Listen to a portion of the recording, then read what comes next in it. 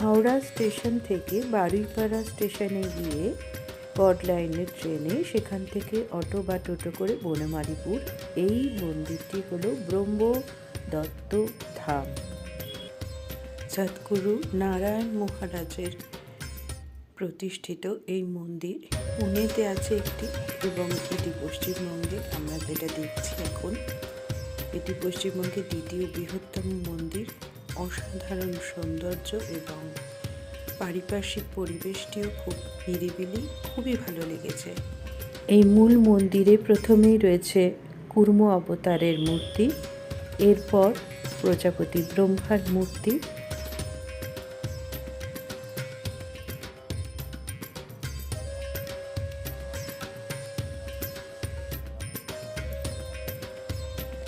এরপরে রয়েছেন বাবা মহাদেব এবং গণপতি বাপ্পা, এরপর কপিল মুনির মূর্তিও আছে। পরপর সমস্ত ছবি আপনাদের জন্য এনেছি।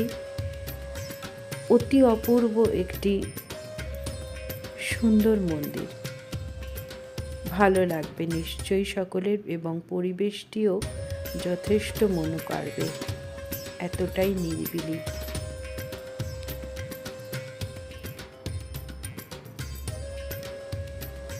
সূর্যাস্তের সাথে আমরা সম্পূর্ণ মন্দির প্রদক্ষিণ করলাম, তারপরে কিছু নিয়মাবলী মন্দিরের এখানে রইল।